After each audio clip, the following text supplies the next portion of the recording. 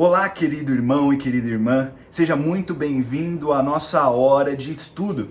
Estudo este que propõe então a estudarmos juntos a Confissão de Fé de Westminster, também como os catecismos breve e maior, que fazem parte também deste montante.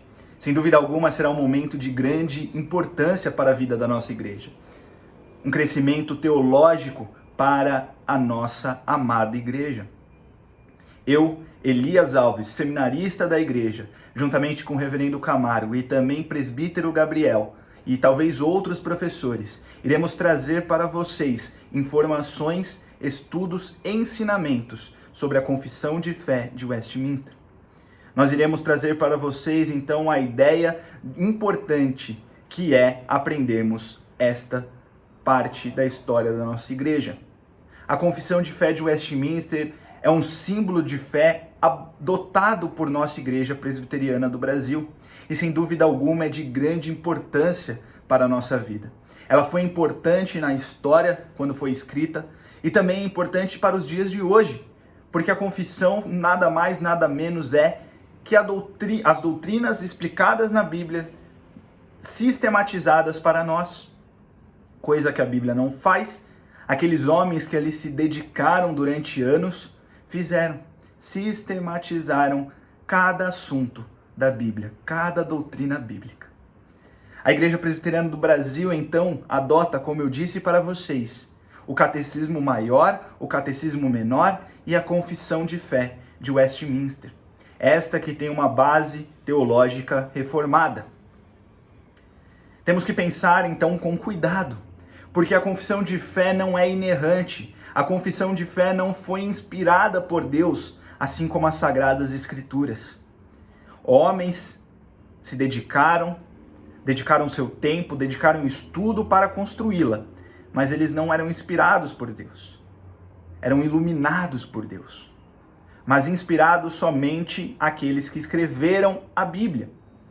E tendo isso em mente, temos que ter o cuidado para não colocar a confissão de fé acima da Bíblia.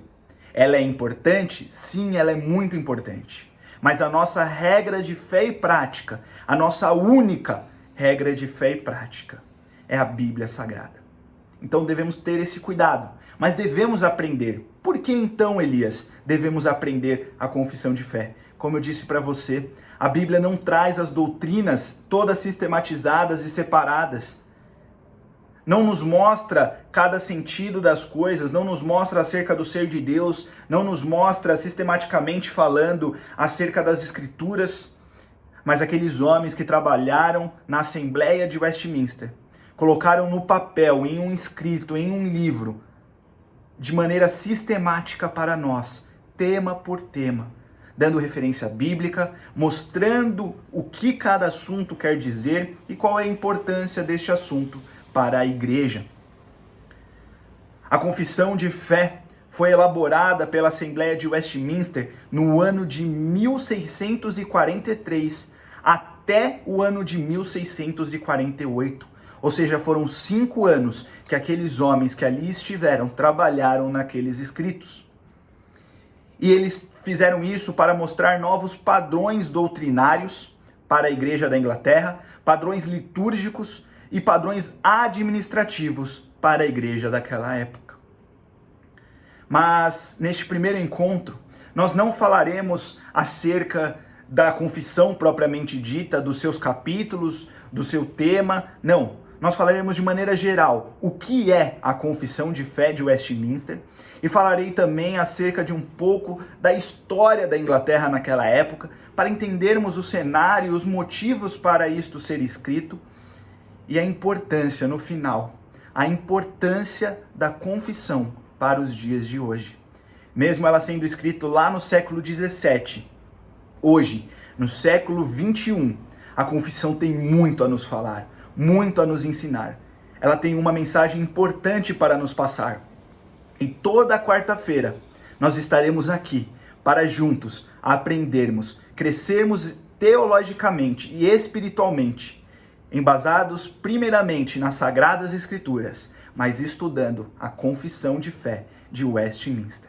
Então, vamos para os antecedentes, aquilo que aconteceu antes da escrita da Confissão de Fé e aquilo que levou a Confissão de Fé a ser escrita. Até o ano de 1534, a Inglaterra havia sido católica romana por muitos séculos. A igreja, então, sempre foi adepta ao catolicismo romano e certamente prestava conta para a igreja de Roma. Mas neste ano, o ano de 1534, o rei Henrique VIII passou a ser chefe da igreja da Inglaterra. Ou seja, ele tirou a igreja da Inglaterra do domínio da igreja católica romana e começou ele mesmo a governar sobre a igreja. Eles não estavam mais então atrelados ao catolicismo romano, mas eles estavam andando por uma vertente diferente. Assim começou então um passo a uma linha reformada, porque logo depois dele, Eduardo VI, sob a liderança de Thomas Cranmer, elaborou importantes documentos, ambos influenciados pela teologia calvinista.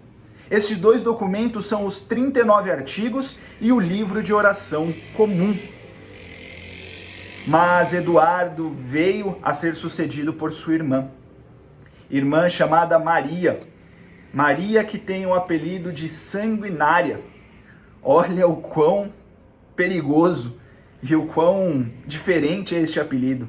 Certamente ela não foi boa para a história da Inglaterra, principalmente para aqueles que nós veremos que são os puritanos, aqueles que seguiram a teologia reformada com afinco.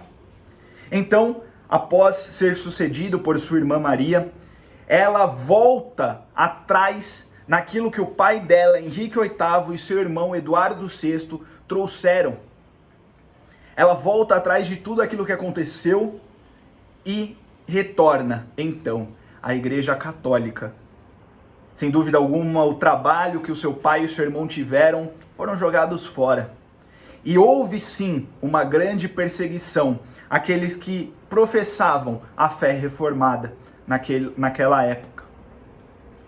Ela perseguiu e fez o exílio daqueles homens que professavam a fé reformada.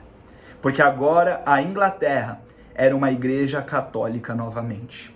Mas com a morte de Maria, em 1558, sua irmã Elizabeth subiu ao trono para um longo reinado de 45 anos. O ato de supremacia foi restabelecido, aquele ato que foi feito lá atrás por Henrique VIII. A igreja, então, da Inglaterra está dissolvida novamente da igreja católica romana. Eles agora, então, fazem parte de uma nova igreja, de um novo ensino.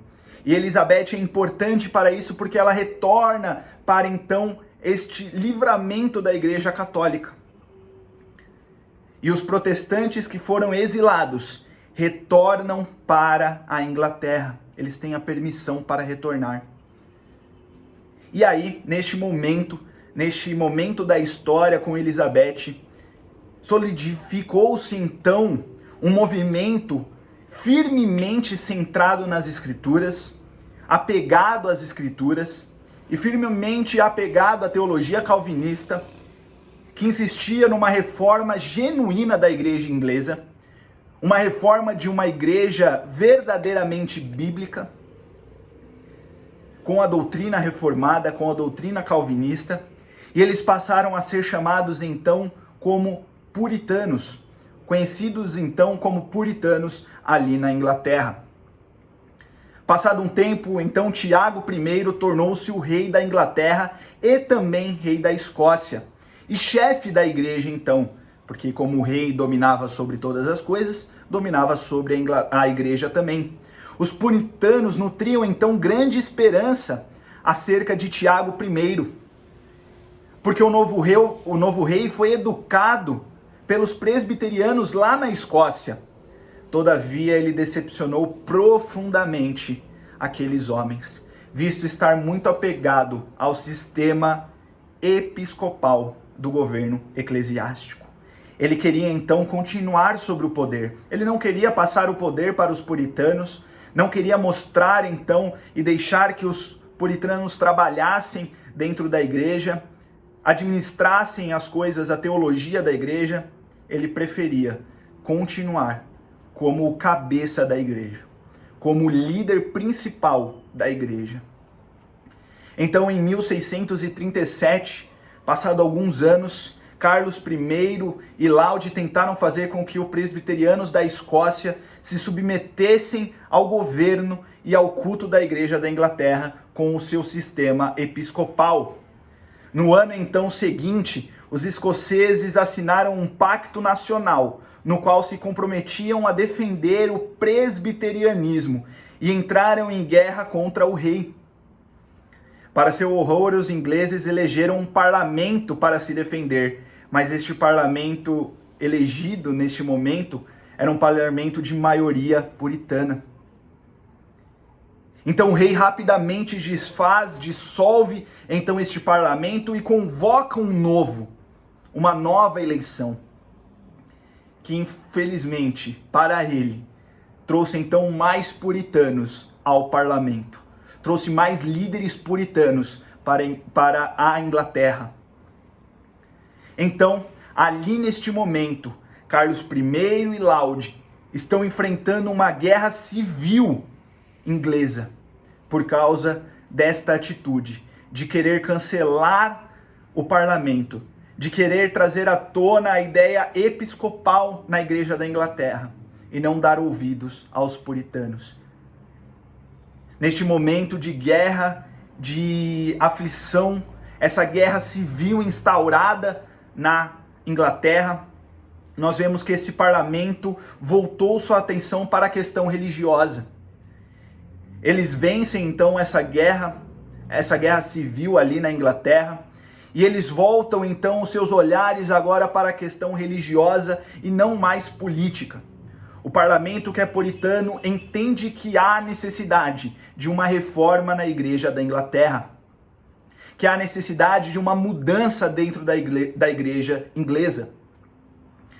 Fazia quase um século que os puritanos vinham insistindo que a Igreja da Inglaterra tivesse uma forma de governo, doutrinas e cultos mais puros.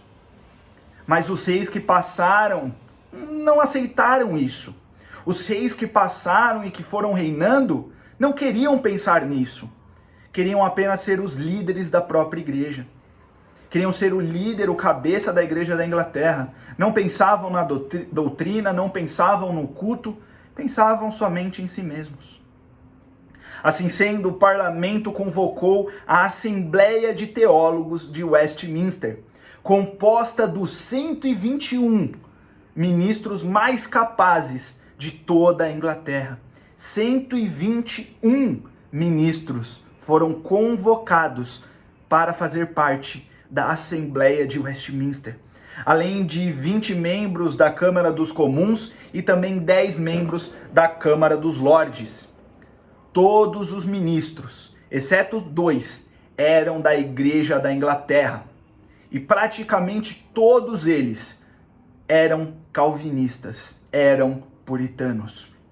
121 homens, 121 ministros do Evangelho estavam ali reunidos para mudar o governo da igreja inglesa.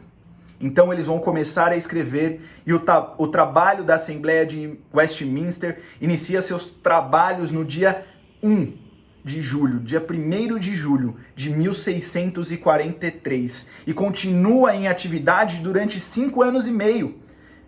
Neste período de 5 anos e meio, houve 1.163 reuniões do plenário e centenas de reuniões de comissões e subcomissões. Como eu disse para vocês lá no começo, a confissão de fé e os catecismos não são inerrantes. Eles não são inspirados por Deus. Mas aqueles homens que ali passaram 5 anos eram ministros do Evangelho, preocupados com a verdade, preocupados com a verdadeira doutrina, preocupados com o verdadeiro culto ao Senhor, que dedicaram 5 anos e meio de suas vidas para escreverem, então, a confissão de fé. Ela não é inerrante, mas sem dúvida alguma, homens se dedicaram para escrever ela. Dedicaram o seu tempo para escrever e sistematizar doutrinas bíblicas, doutrinas da nossa regra de fé e prática, que é a Bíblia. 121 homens dispuseram 5 anos e meio de sua vida para sistematizar a Bíblia e trazer então ao povo, a Igreja da Inglaterra. E não somente a Igreja da Inglaterra, mas também a nós nos dias de hoje. Já quero fazer um gancho e dizer, olha a importância da Confissão de Fé de Westminster para os dias de hoje. Ela foi importante demais para a história da Inglaterra, mas ela é importante demais para nós hoje. Ela nos apresenta cada tema que é abordado na Bíblia.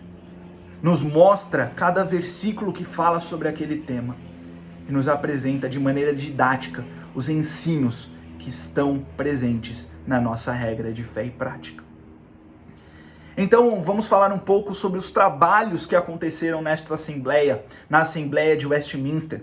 Durante seus 5 anos e meio de atividade, a Assembleia de Westminster produziu os chamados padrões presbiterianos.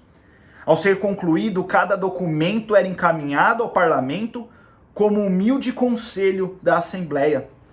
Ou seja, o parlamento, depois de tudo aquilo que foi escrito, também tinha que avaliar o que estava escrito. Não foi algo direto, não foi algo simples, não foi algo fácil, não foi algo feito em uma noite, em um dia.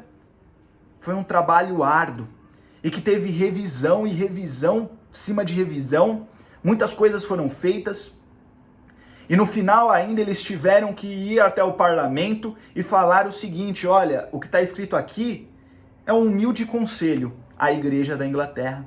E assim então a Assembleia encaminhava por parlamento e se fosse aprovado, então entraria como algo novo para a Igreja da Inglaterra. O parlamento não aprovou automaticamente então o trabalho daquela Assembleia, mas gastou muito tempo estudando e discutindo cada documento. Não foi algo simples, não foi algo fácil, foi algo trabalhoso. O esboço inicial então da Confissão de Fé de Westminster foi preparado por 2 comissões a partir de outubro de 1644, com a plena participação dos representantes da Igreja da Escócia. O plenário da Assembleia discutiu o documento de julho de 1645 a dezembro de 1646. Muito tempo para uma discussão de um documento. Alguns dos debates, a gente entende que foi bem acalorado naquele momento, acerca principalmente do decreto de Deus, nós veremos isso, acerca da liberdade cristã, da liberdade da consciência e a liderança de Cristo. Mas de um modo geral, houve uma notável unanimidade entre os participantes. Havia essa discussão, mas sem dúvida alguma, aqueles homens que ali estavam mantinham a unidade nos seus dizeres. A confissão então foi aprovada pelo parlamento somente em 1648. Aqueles 5 anos de trabalho se encerram então após a aprovação do parlamento acerca da confissão de fé. Com o seguinte título: Artigos da religião cristã aprovados e sancionados por ambas as casas do parlamento, segundo o conselho da Assembleia de Teólogos, ora, reunida em Westminster por autoridade do parlamento. Este era o nome original da Confissão de Fé de Westminster. O Catecismo Maior, concluído no final de 1647 e aprovado pelo parlamento em setembro de 1648, compõe-se de 196 perguntas e respostas distribuídas em 3 seções.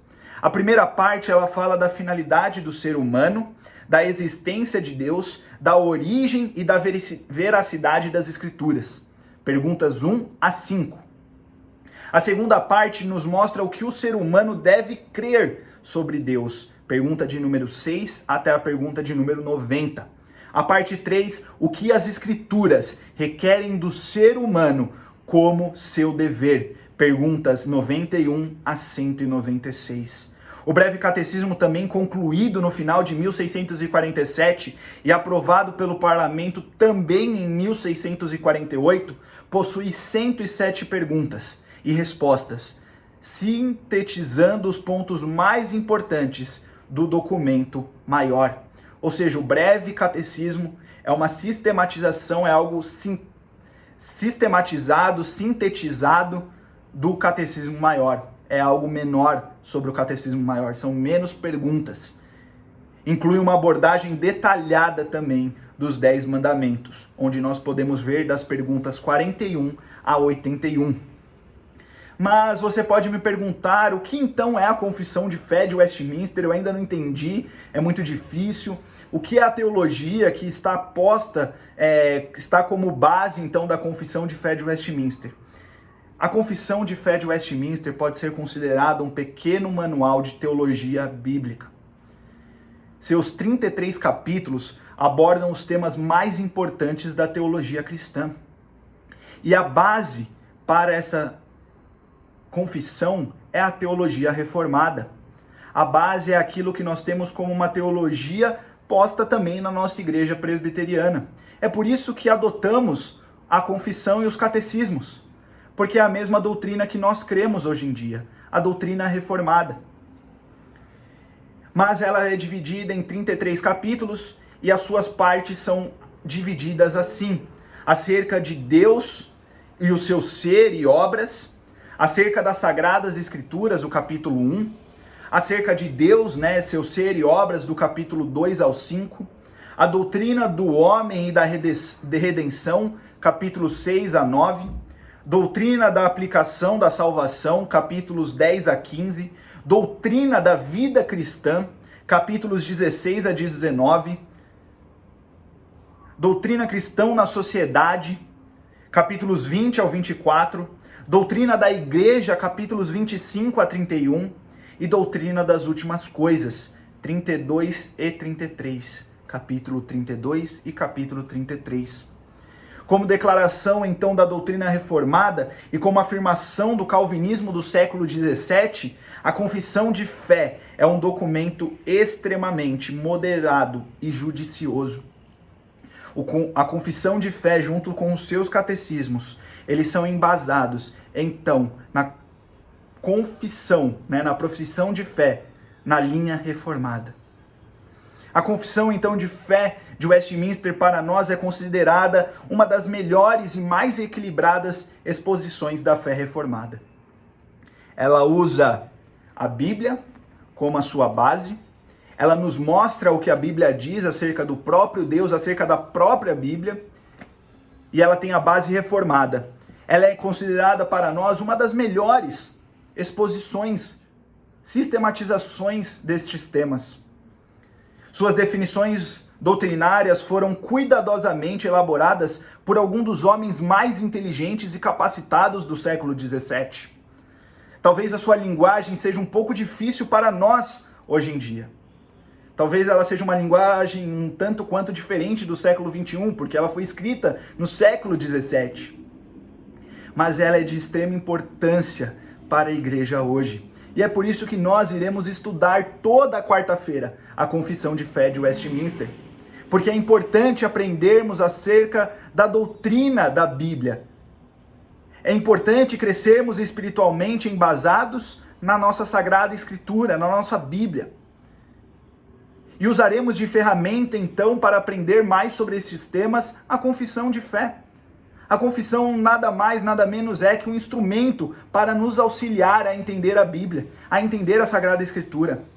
Mas como eu disse, embora seja um documento muito importante e valioso para os reformados e os reformadores, ele não está no mesmo nível da Bíblia.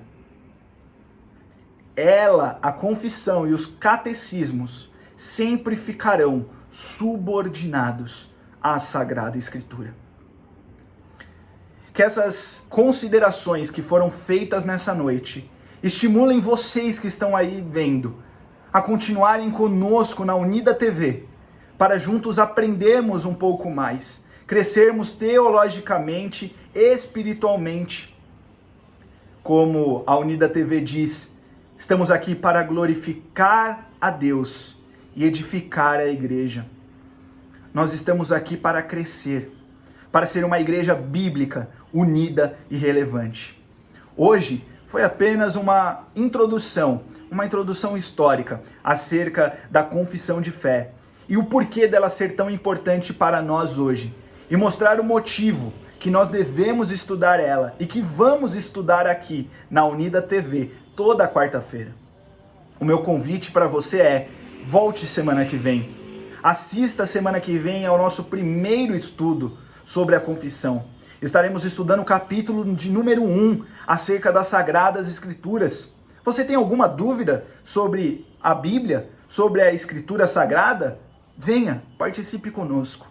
Semana que vem nós estaremos de volta, neste mesmo horário, aqui na Unida TV, para glorificar a Deus e edificar a igreja. Uma ótima noite para você. Que Deus te abençoe e te guarde.